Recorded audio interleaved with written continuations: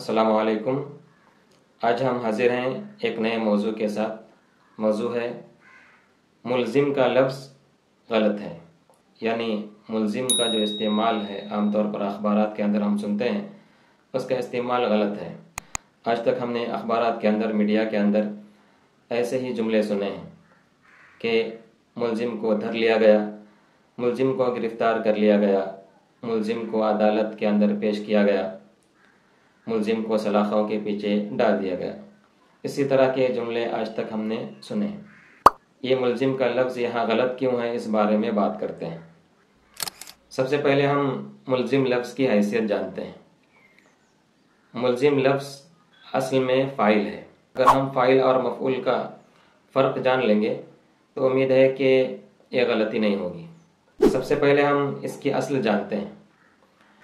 उर्दू के अंदर बहुत सारे ऐसे अल्फाज हैं जो अरबी से आए हैं, और जब ये अल्फाज अरबी से आते हैं तो उनको अरबी के मुताबिक ही अगर हम अदा करेंगे तभी उसका सही मफ़हूम अदा होगा।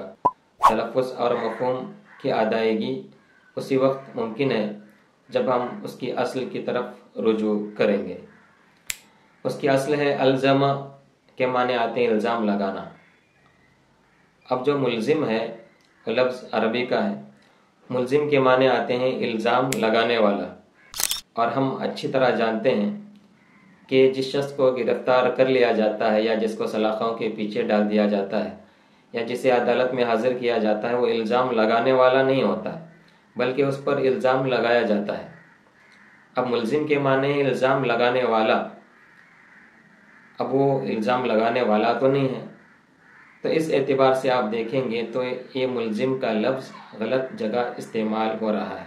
मुलजिम इल्ज़ाम लगाने वाले को कहेंगे।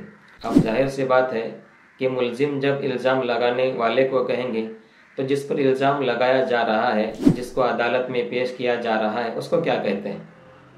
उसको तो सारे अखबारात में, मीडिया में आज तक हमने यही सुना है कि मुलजिम को अदालत के अंदर पेश किया गया, मुलजिम को गिरफ़्तार कर लिया गया, या मुलजिम को सलाखों के पीछे डाल दिया गया।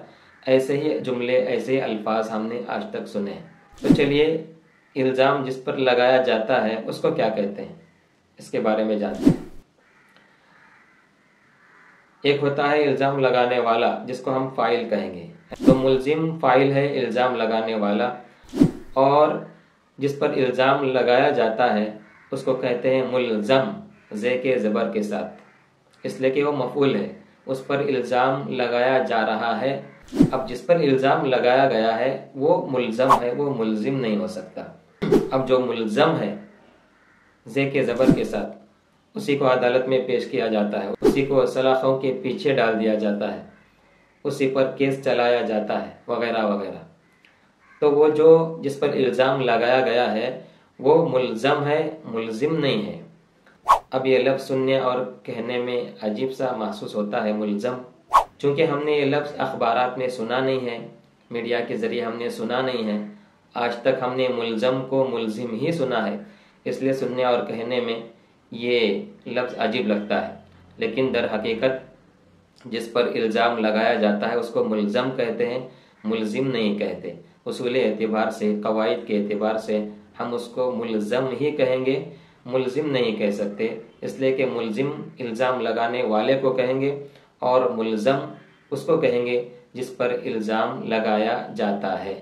उम्मीद है इस वीडियो के ज़रिए आपकी मालूमात में इजाफ़ा हुआ होगा। चलिए मिलते हैं किसी और वीडियो में नए मौजू के साथ, तब तक के लिए अस्सलाम वालेकुम।